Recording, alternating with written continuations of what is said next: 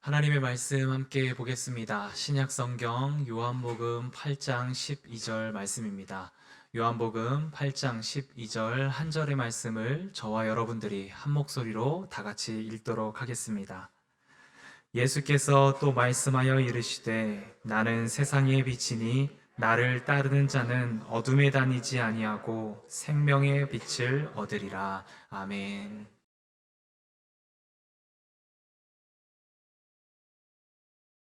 오늘은 예수로 샬롬 두 번째 시간으로 예수 세상의 빛이라는 제목으로 말씀을 함께 나누고자 합니다. 지난 한 주간은 우리 국민들 모두에게 힘겹고 슬픈 시간이었습니다. 사랑하는 가족과 자녀를 잃은 유족들에게도 힘든 시간이었지만 그러한 상황을 바라보는 모든 국민들도 마음 편하게 이 한 주간을 보내지 못하였습니다. 저는 이번에 많은 젊은이들이 한자리에 몰려서 쓰러지는 그 영상을 보면서 우리 이 시대의 시대적인 상황을 보여주는 한 장면과 같아서 힘든 한 주간을 보냈습니다.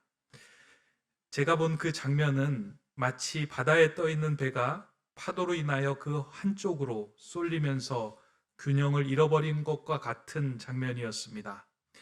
바다에 떠 있는 배들은 원래 파도가 오면 쏠리게 되어 있습니다. 그럼에도 불구하고 배가 자초되지 않도록 균형을 잡을 수 있는 이유는 배 밑바닥에 있는 평형수 때문입니다. 그런데 이 평형수가 없거나 부족할 때에는 배가 파도를 만날 때 균형을 잡지도 못하고 결국은 자초하고 말게 됩니다. 이태원 참사는 어느 특정한 사람의 잘못이 아니라 흔들리는 배의 균형을 잡아주는 평형수가 부족하여 생겨난 사건이다라고 저는 생각합니다. 그래서 굳이 책임 소지를 따진다면 이 시대의 모든 어른들이 그 책임을 져야 한다라고 생각하고 있습니다. 이 시대의 어른들이 다음 세대들이 쏠리는 상황을 제공하였고 균형을 잡아주는 평형수 역할도 하지 못하였기에 이와 같은 안타까운 사건을 만나게 된 것입니다. 지금까지 물질주의적이고 세상적인 가치관을 중시하여 달려오다 보니 뒤따라오는 젊은 세대들을 더 쏠리게 만들었던 것이 오늘 우리 어른들의 삶이었습니다. 흔들리는 세상 속에서 중심을 잡아줄 이 시대의 어른들이 점점 사라져가고 있기 때문에 발생한 사건이기도 합니다. 한 걸음 더 나아가 본다면 시대가 길을 잃었을 때 빛을 비추며 등대 역할을 하였던 교회들이 지금 점점 빛을 잃고 희미해져 가고 있기 때문이기도 합니다. 하나님께서 이 땅의 빛과 소금으로 살라고 은혜를 주신 이 땅의 교회들이 빵의 유혹을 이기지 못하였습니다.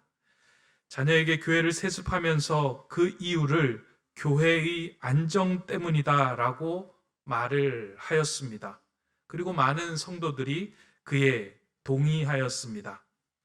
재건축 지역에 속한 교회가 조합을 상대로 말할 수 없는 이익을 얻어내고 난 후에 이것이 하나님의 은혜다라고 강단에서 선포를 하였습니다. 그 말에 많은 성도들이 아멘으로 화답을 하며 기뻐하였습니다. 교회가 세상에 반짝이는 것을 따라가다 보니 사람들을 옳은 길로 인도할 수 있는 빛을 잃어버리고 희미해져 가고 만 것입니다. 이러한 상황이 올 때 세상은 그 책임 소지를 따지지만 믿는 자들이 해야 할 일은 책임을 느끼고 잃어버린 빛을 다시 회복하는 기회로 삼아야만 합니다. 생명의 빛이신 하나님께로 나아가 그분 앞에 머무르며 우리의 삶을 다시 비추어 보아야 합니다. 이러한 의미에서 시편 80편의 말씀은 세상을 따라가다가 빛을 잃어버렸을 때 우리가 무엇을 간구해야 하는지를 정확하게 알려주는 말씀입니다. 만군의 하나님 여호와여, 우리를 돌이켜 주시고 주의 얼굴의 광채를 우리에게 비추소서. 우리가 구원을 얻으리이다. 이 간구는 오늘 이 땅의 교회와 성도들에게 꼭 필요한 간구입니다. 세상에서 반짝이는 것을 빛으로 여기며 쫓아갔던 우리의 걸음을 멈추고 하나님 앞에 머물러 생명의 빛 가운데 머물며 우리의 자신을 비춰 보아야 합니다. 성경은 계속해서 우리를 빛의 자녀다, 세상의 빛이다 라고 말씀합니다. 빛의 자녀가 빛을 잃어버리고 세상의 빛이라고 부름받은 우리가 빛을 잃어버릴 때 세상에서 우리는 더 이상 평형수의 역할도 등대 역할도 할 수 없습니다. 그때 우리가 돌아가야 할 곳은 어디냐면 빛의 근원이신 하나님께로 돌아가야 합니다. 예수님도 이와 같은 맥락에서 모여있는 제자들과 사람들을 향하여 빛 가운데 거해야 할 것을 말씀하시면서 오늘 본문의 말씀을 선포합니다. 나는 세상의 빛이다. 나를 따르는 자는 생명의 빛을 얻을 것이다. 예수님은 자신을 생명의 빛, 세상의 빛이다 라고 말씀하십니다. 너희가 희미해져 가고 있고 너희가 어둠 속에 빛나는 삶을 살아가지 못할 때 나에게로 나와 다시금 그 빛을, 그리고 잃어버린 희미해져 버린 그 빛을 회복해야 할 것이다 라고 말씀하며 이와 같은 선포를 하신 것입니다. 이 선포는 지난주에 우리가 살펴보았던 생명의 떡, 이것에 이어서 두 번째로 하신 예수님의 선포입니다. 예수님께서 첫 번째 자기 자신을 드러내면서 나는 생명의 떡이다. 너희들은 나로 인하여 살아가야 한다라고 말씀하셨습니다. 그 말씀이 끝난 후에 예수님은 다시 자신을 드러내시면서 이렇게 말씀합니다. 나는 생명의 빛이다. 나를 따르는 자는 어둠에 거하지 않을 것이며 나를 따르는 자는 생명의 빛을 얻게 될 것이다 라고 말씀하십니다. 예수님께서 하신 이 말씀, 이 자기 선언을 우리가 마음속에 깊이 새기게 될 때요, 우리는 이 땅에서 정말로 이 시대를 밝히는 등불로 세상의 빛으로 살아갈 수 있는 힘을 얻게 됩니다. 우리 안에 이것이 잘 담겨지지 않을 때는요, 하나님께서 우리를 이 땅의 성전으로 세워주시고 이 땅의 생명의 양식으로 세워주시고 세상의 빛으로 살게 하셨는데 그것을 살아낼 힘도 없고 빛을 발할 수 있는 능력도 잃게 됩니다.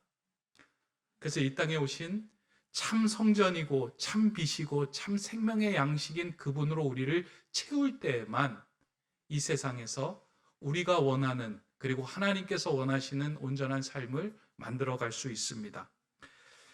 예수님의 이런 자기 선언은 사실 구약의 성막 안에 다 담겨 있는 내용이기도 합니다.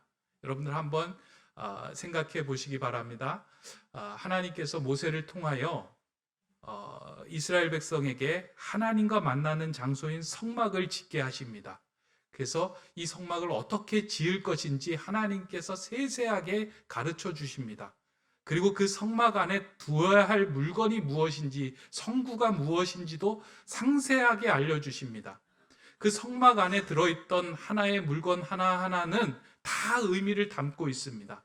크게 그 성막 안에 담겨있는 물건 성구는 크게 세 가지인데요. 하나는 하나님의 말씀이 담겨져 있는 법궤를 놓게 했고요. 또 하나는 그러니까 떡상 위에 떡을 두게 만들었습니다. 진설병이라고 이야기하죠. 그리고 난 후에 등대를 두어서 그곳에 빛을 비추는 역할을 했습니다. 성막 안에 들어가면 법궤가 있고 떡이 있고 그 등대가 있었습니다. 이거는 단지 그 성막 안을 꾸미거나 치장하는 물품이 아니고요, 어떻게 하면 이 상황 속에서 성전을 온전하게 유지하며 이 성전의 기능을 발휘할 수 있는가에 대한 내용들, 의미가 그 안에 담겨져 있는 것입니다. 성전은 하나님의 말씀을 담고 있는 것이며 그 하나님의 말씀을 생명의 양식으로 삼아야 하는 것이며 그 생명의 양식으로 삼은 자가 이 땅에서 빛의 역할로 살아가야 하는 것이 성전이다. 그것을 경험하고 그 능력을 소유하는 자리가 성전이다라고 말씀하시고 보여주신 것입니다. 그 성막 안에서 하나님은 제사장을 만나주시고 그 제사장을 통하여 이 성전의 기능이 무엇인지 알려주셨던 것입니다. 이러한 상황에서 이 땅에서 오신 예수님은 그분 안에 이 모든 것을 담아서 오셨습니다. 예수님은 이 땅에 오실 때 새로운 성전으로 오신 분입니다. 하나님의 말씀으로, 생명의 떡으로, 그리고 세상의 빛으로 이 땅에 오셨습니다. 이 말씀이 요한복음 서문에 담겨져 있습니다. 태초에 말씀이 계시니라, 이 말씀이 하나님과 함께 계셨으니 이 말씀은 곧 하나님이시라, 그 안에 생명이 있었으니 이 생명은 사람들의 빛이라. 요한복음을 기록한 사도 요한은 구약의 성막 안에 담겨있는 모든 것을 담은 새로운 성전으로 예수님이 이 땅에 오셨음을 명확하게, 정확하게 보고 그것을 표현하였습니다.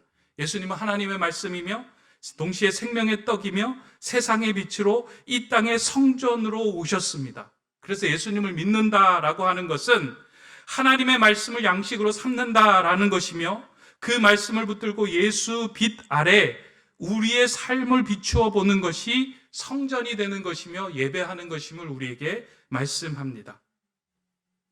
그러한 맥락에서 예수님은 이 모든 것을 가능하게 하는 세상의 빛으로, 생명의 빛으로 이 땅에 오셨다라고 말씀하며 선포하신 것이 오늘 우리가 읽은 본문 12절의 말씀입니다.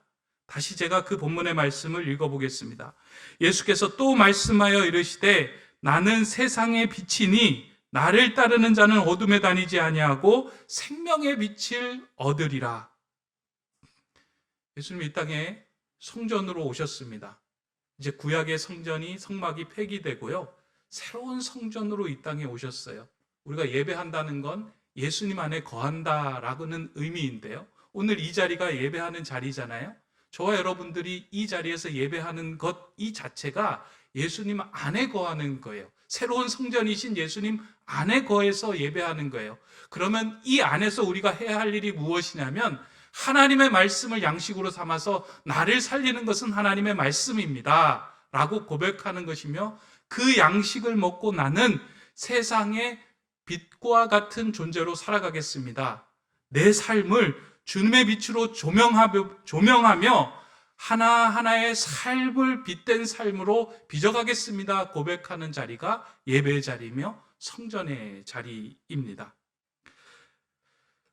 그렇게 우리가 세상에 비치신 예수님을 따르며 예배하기 시작할 때 우리의 삶에 주어지는 은혜가 있습니다. 오늘 우리가 함께 나누어야 할 말씀인데요, 오늘 본문은 그 은혜를 크게 두 가지로 설명하고 있습니다. 저는 오늘 이 자리에서 세상에 비치신, 생명에 비치신 예수님 앞으로 나온 저와 여러분들이 이 은혜를 꼭 누리고 사모하기를 바랍니다. 첫 번째는 세상에 비친 예수님을 따를 때 어둠에 다니지 않게 된다라고 말씀합니다. 예수님이 하신 말씀이에요. 너희가 나를 따를 때, 세상의 빛으로 나올 때 너희는 어둠에 다니지 않게 될 것이다. 여기서 말하는 어둠은 해가 진 이후에 저녁이 되어 찾아오는 그 어둠을 이야기하는 것은 아닙니다. 여기서 말하는 어둠은 하나님의 손길이 닿기 이전에 영적인 어둠의 상태를 이야기합니다. 창세기 1장 서문에 보면 창조 이전의 세상을 이렇게 묘사해 주고 있는데요, 땅이 혼돈하고 공허하며 흑암이 깊음 위에 있고 하나님의 영은 수면 위에 운행하시니라. 하나님의 손길이 닿기 이전의 땅의 상태는 혼돈하고 공허하며 흑암의 상태다라고 이야기를 합니다. 이게 어둠이에요. 질서가 없고 모든 것을 분별할 수 없는 상태, 이것이 옳은 일인지 그른 일인지 구별할 수 없는 그런 상태가 흑암, 어둠의 상태다라는 것입니다. 여러분, 불이 비춰지지 않은 상황에서 사물을 볼 때요, 모든 것이 다 깜깜해 보입니다. 불 켜지지 않는 어두운 길을 걸어갈 때요, 집도 깜깜하고 사물도, 그러니까 사람도 깜깜하고 전봇대도 깜깜하고 나무도 깜깜하고 만나는 모든 것들이 다 깜깜해 보입니다. 다 어두워 보이는 거예요. 그런데 빛이 들어올 때만 그것이 집인 줄 알고, 그것이 나무인 줄 알고, 그것이 사람인 줄 알고, 그것이 길인 줄 알게 됩니다.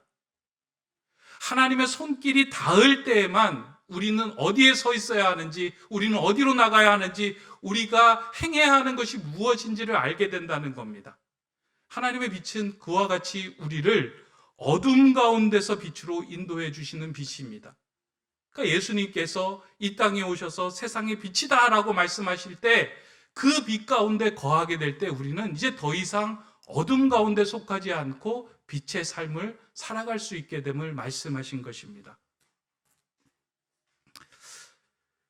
빛이신 예수님을 통하지 않고서는 우리는 이 땅에, 그리고 우리는 어디로 나가야 하는지, 그리고 무엇을 해야 하는지를 잘 알지 못합니다. 그러나 그 빛이신 하나님의 손길이 닿을 때만 우리는 어디로 갈 수 있는지를 제대로 분별할 수 있게 됩니다. 흥미로운 것은 어둠에도 빛처럼 보이는 것이 있다는 사실입니다. 그러니까 예수님을 따르지 않는 삶에도 빛처럼 보이는 것이 존재한다라는 사실이에요. 그러니까 주를 믿지 않고 예수님께 예배하지 않는 자들도 빛으로 여기며 따라가고 있는 곳이 분명히 있습니다. 사단은 그것을 가지고 많은 사람들을 유혹하며 그곳으로 이끌어가고 있습니다. 어둠에 빛이 있다라는 말이 이렇게 어울리지 않는 말같이 보이지만 실제로 존재합니다. 지난 주간에 제가 교역자 연말 회의를 가면서 바닷가 근처를 지나가고 있는데요. 깜깜한 저녁에 이제 바닷가 근처를 지나가게 됐는데요. 바다를 보니까 밤바다에 불빛이 환하게 켜져 있더라고요. 장관이에요. 그것이. 장관인데 그게 뭐 하는 빛이냐면 밤에 이제 오징어 잡이 배들이 떠서 바다에 그 빛을 이렇게 환하게 비추고 있는 거예요. 그러니까 멀리서 보니까 불빛들이 막 별빛처럼 막 보여지는 게 너무나도 멋지고 아름답습니다. 아마 밤바다에 그렇게 별빛처럼 심어놓은 그 빛을 보고 오징어들은 우리를 인도하는 빛이다라고 생각하며 그리로 모여드는 것 같습니다. 그래서 불을 켜놓으면 오징어들이 그 주변으로 모여드는데요. 그 모여든 오징어들을 어부들이 이제 잡아서 그것을 그 양식으로 삼게 됩니다. 오징어 입장에서 보면은 빛 따라갔다가 일생을 마감하고 오징어 포가 되는 아주 그런 과정입니다. 이러한 그 상황을 보고 한 시인이 쓴 오징어라는 제목의 시가 참 재미있습니다. 의미가 있기도 합니다. 제가 읽어드립니다. 눈앞에 저 빛, 찬란한 저 빛, 그러나 저건 죽음이다. 의심하라 모든 영광을. 이 모든 영광을 이렇게 이야기를 했는데요. 우리가 빛을 보고 따라가고 있지만 그것이 우리를 살리는 빛이 아니라 우리를 죽이고 어둡게 하는 빛인 것이 너무나도 많다는 것입니다. 예수 안에 거하지 않을 때는요, 우리는 세상의 그 어두운 빛을 향하여 달려갈 때가 많이 있습니다. 그렇게 우리는 새로운 성전이신 예수님 안에 머물며 그 빛으로 우리와 우리의 생각과 행동을 비추어 볼 때 우리는 더 이상 어둠에 다니지 않는 빛의 자녀로 살아갈 수 있게 됩니다. 예수님 그 말씀하시는 거예요. 너희 안에 있는 그 어둠, 나로 인해서 비추고 조명할 때 내가 너희를 더 이상 어둠의 길에 서지 않게 해주겠다라고 약속하신 말씀입니다. 이 말은 그냥 추상적인 얘기가 아니에요. 그냥 예배하면서 주님 내게 빛을 비추어 주십시오. 이렇게 끝나는 기도문이 아닙니다. 여러분들 삶 속에 어둠이 다가올 때가 있잖아요. 도저히 갈피가 잡히지 않을 때가 있습니다. 어디로 가야 할 때인지 어떻게 해야 될지 모를 때가 있어요. 그때 우리가 이 예수님 앞에 나와서 해야 할 일이 무엇이겠습니까? 주님, 내가 어디로 나가야 합니까? 주님, 이럴 때 내가 어떻게 해야 합니까? 주님, 이럴 때 내가 무슨 말을 해야 합니까? 예수님이라면 어떻게 하셨겠습니까? 라고 그 빛이신 주님께 나와 그 얼굴을 바라보며 간구하며 기도하기 시작할 때요, 그 생명의 빛이신 주님께서 우리에게 어디로 가야 하는지 무엇을 해야 하는지 빛을 비추어 주시겠다라고 약속하신 말씀입니다. 저는 우리 높은 뜻 세움교회 성도님들이요, 예수님 안에 거하며 또 교회 안에서 예배할 때 이런 빛을 가득 여러분들의 마음에 머금고 신앙생활하면 좋겠다 생각이 듭니다. 어둠이 올 때 다른 곳에서 그 빛을 찾지 마시기 바랍니다.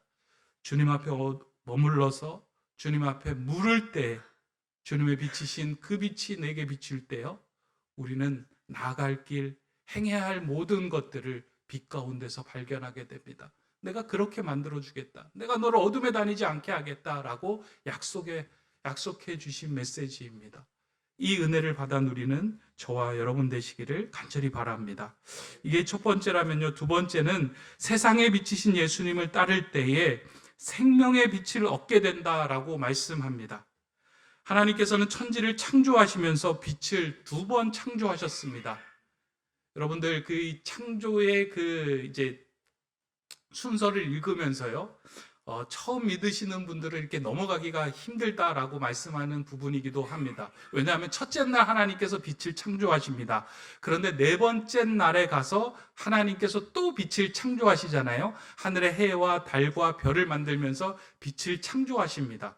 그러다 보니까 성경을 읽어나가면서 왜 첫째 날에 빛을 창조하시면서 다 창조된 걸 네 번째 날에 또 이렇게 1월 성신을 또 만드시는지 이해가 되지 않습니다라고 얘기를 합니다. 물론 이것에 대해서 과학적으로 이론적으로 설명할 수 있는 그런 것들은 없지만 이게 그렇게 어려운 문제는 아닙니다. 첫 번째, 하나님께서 첫째 날에 창조하신 빛은 빛이신 하나님께로부터 나온 생명의 빛을 의미합니다.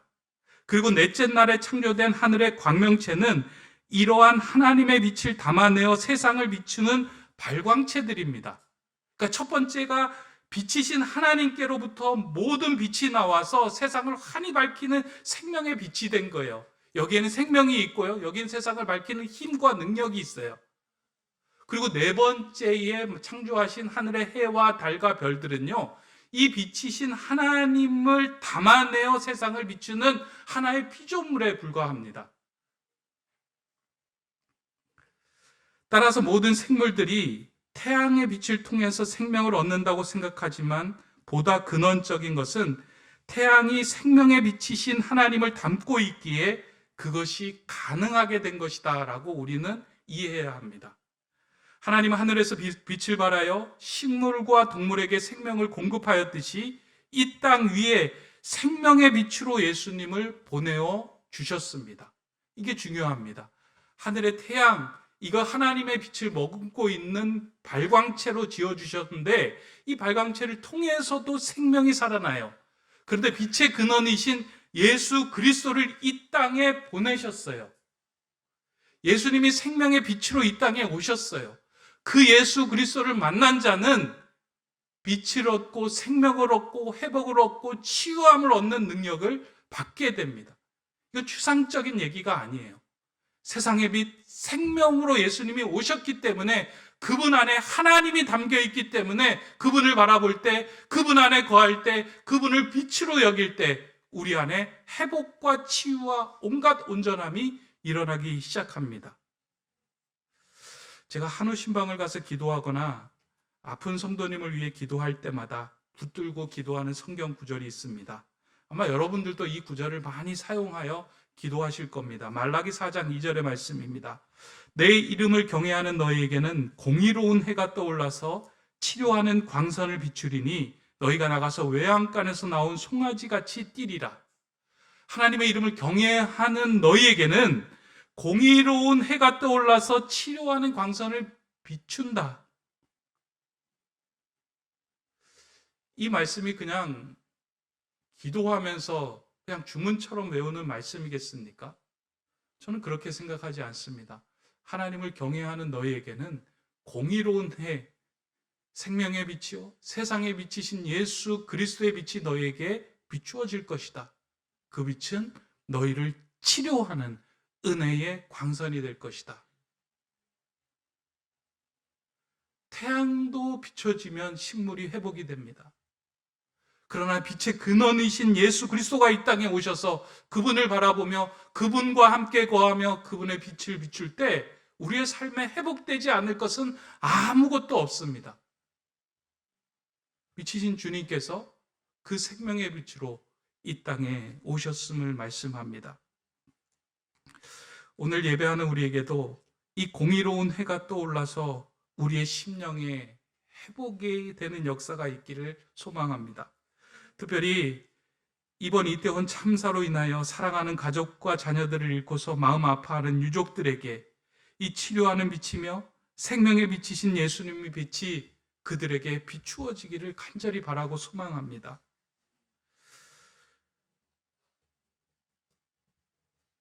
오늘 우리가 나눈 이 말씀은요, 이 시대 어둠 속에 서 있는 우리에게 다시 한번 주님께서 외치시는 말씀입니다. 나는 세상의 빛이다.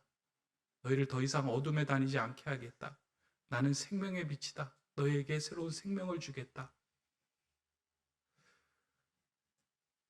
주님께서 이 말씀을 오늘 우리에게 주신 것은 이유가 있다라고 생각합니다. 시대가 많이 어두워져 가고 있습니다. 어디로 가야 할까 길을 잃은 사람들이 많이 있습니다. 이 시대의 평형수와 등대가 되어줄 사람들이 점점 희미해져 가고 있습니다. 이때 하나님을 믿고 세상의 빛의 자녀라고 부름받은 우리는 어떻게 해야 합니까? 다시금 빛이신 하나님께로 나가야 합니다. 우리 얼굴에서 주님의 빛을 담아내야 합니다. 가정에서 아버지의 얼굴빛이 어두워지면 그 가정이 다 어두워집니다. 가정에서 어머니의 얼굴빛이 어두워지면 그 가정이 다 어두워집니다. 교회에서, 공동체에서 목사의 얼굴빛이 어두워지면 그 교회가 어두워집니다. 얼굴빛이 밝다라는 것은요, 주님과 교제하며 주님의 빛을 머금는 사람이 된다는 겁니다. 저는 오늘 예배하는 여러분들이요, 이 예배 자리에 나와서 그냥 돌아가지 마시고 빛이신 주님을 꼭 바라보고 돌아가시기 바랍니다. 여러분 마음과 얼굴에 그 빛이 담겨서 여러분의 삶의 자리에 들어서길 바랍니다. 희망을 잃고 절망하고 아파하는 자들에게 주님의 빛을 전하는 저와 여러분 되시기를 간절히 바랍니다. 그런 것으로 우리 교회를 세워주셨고요, 그런 삶을 살기 위하여 우리를 이 땅의 성도로 불러주셨습니다. 저와 여러분의 얼굴에 그 주님의 빛, 생명의 빛이 가득 차서 이 시대를 밝히 비치는 등대와 같은 삶을 살아가는 저와 여러분 되시기를 간절히 소망합니다. 기도하겠습니다. 자비의 하나님, 하나님께 등을 돌리며 어둠에 살아가던 우리를 부르시고 빛 가운데 거하게 하심에 감사를 드립니다. 이제 빛으로 오신 예수님을 따라갈 때 우리 안에 공허와 혼돈과 흑암이 물러가게 하시고 참 생명을 누리는 삶을 살아가게 하여 주시옵소서. 생명의 빛이신 예수님을 나의 안에 담게 하시고 그 빛으로 많은 사람들을 옳은 곳으로 인도하는 빛의 자녀로서 삶을 살아가게 하여 주시옵소서. 하나님 간절히 구하고 기도합니다. 오늘 이 자리에도 어둠으로 인하여, 절망으로 인하여, 낙심으로 인하여 빛이 희미해져 가고 있는 성도들이 있다면 예수 그리스도의 빛으로 어둠에 다니지 않게 하여 주시고 생명의 빛을 어둠을 통하여 회복의 역사가 이루어지는 귀한 일들이 넘쳐나게 하여 주시옵소서. 그 빛을 따라 살아가는 주님의 자녀들 다 되게 하여 주시옵소서. 예수 그리스도의 이름으로 기도드립니다. 아멘.